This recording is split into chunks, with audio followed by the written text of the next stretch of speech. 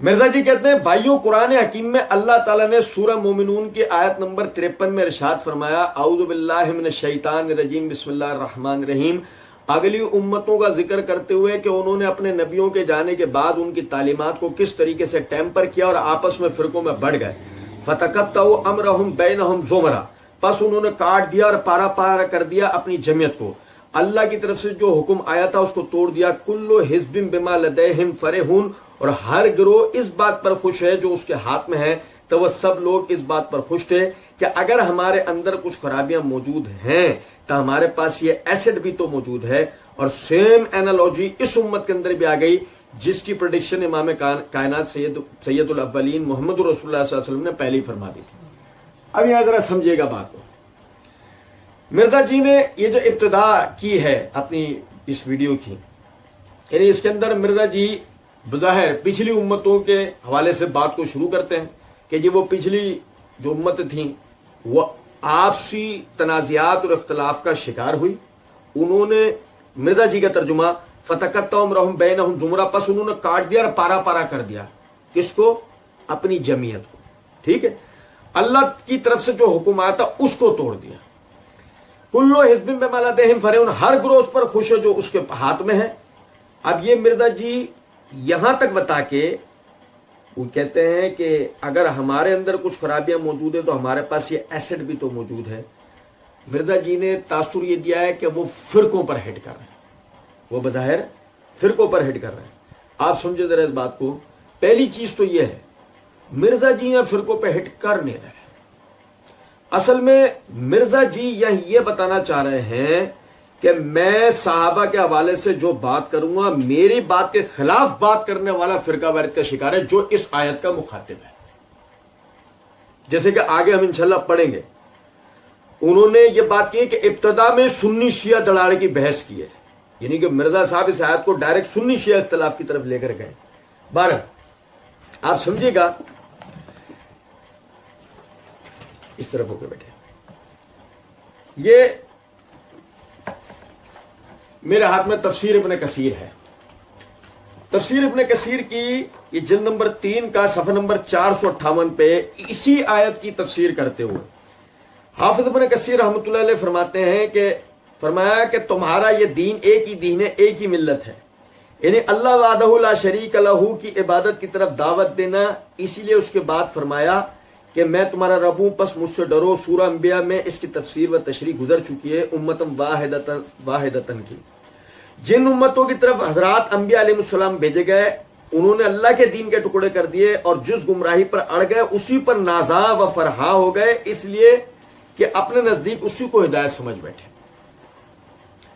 اب یہاں اس بات کو سمجھیں، یہاں اللہ رب العزت نے اس آیت سے دین میں تفرقے کی بحث کی ہے، تاریخی عنوانات کے اندر نہیں۔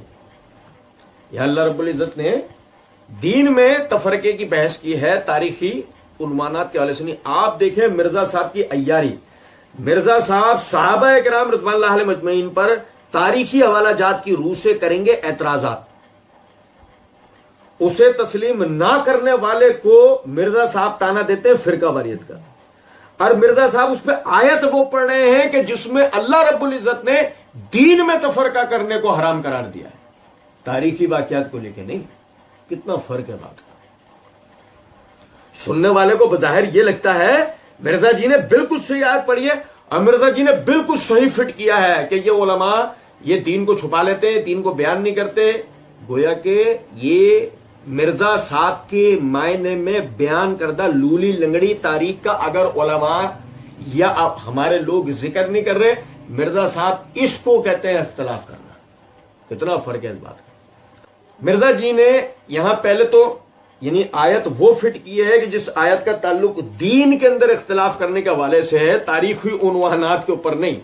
پھر یہ دیکھیں کہ شاید یہ کہا جا سکتا ہے کہ حافظ ابن کثیر رحمۃ اللہ علیہ کی اپنی بات ہے۔ میں یہاں بتا دوں مرزا جی آگے اس چیز کی طرف توجہ دلائیں گے کہ میں سلف کا فہم بیان کروں گا۔ اس کا مطلب یہ ہے کہ قرآن اور حدیث کی عبارات کا وہ فہم تو نہیں چلے گا جو مرزا صاحب یا میں بیان کروں گا، فہم وہ چلے گا جو سلف نے بیان کیا تھا۔ ہم نے قرآن کی آیت میں اپنا فہم نہیں بتایا جو मुफस्सिरीन हैं, वो जो बात बयान करते हैं हमने वो बयान किया है। ये मेरे हाथ में तफसीर कुर्तुबी है, इसकी जिल्द नंबर 6 का सफ़ा नंबर 466 है।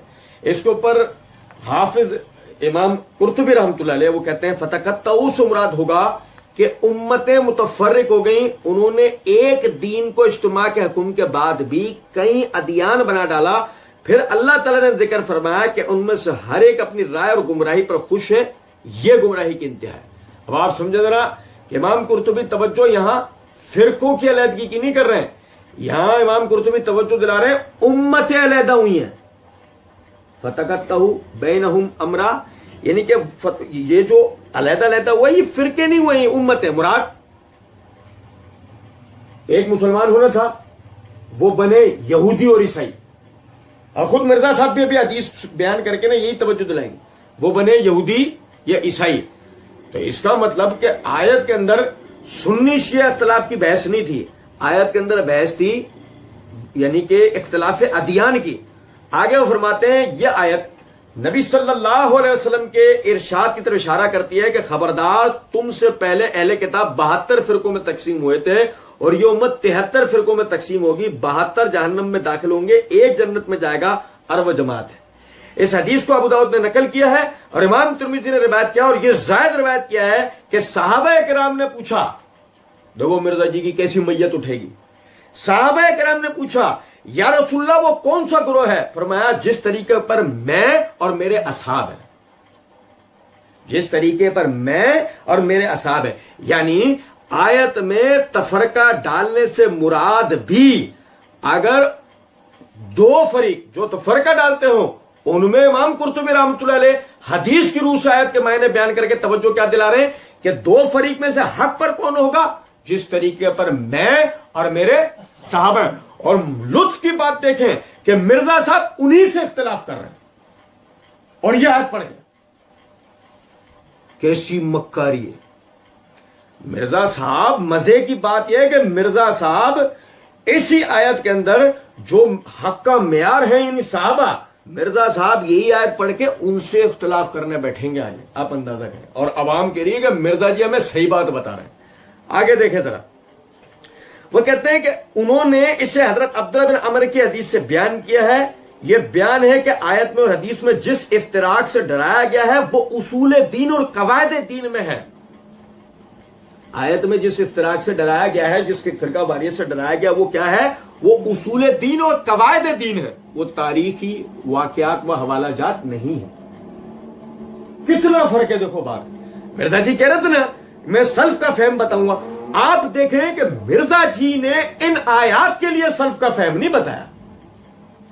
जहां मिर्जा जी आगे अपना रट्टा मारेंगे जैसे कि हम पढ़ेंगे, मिर्जा जी ने यहां जो मुफस्सिरीन ने इस आयत से मुराद हदीस की रूह से आयात दीगर आयात की रूह से बयान किया, मिर्जा जी ने अपने लिए फांसी का फंदा तो पसंद कर लिया, डूब के मर जाना तो पसंद कर लिया। मिर्जा जी ने उसको बयान करना पसंद करा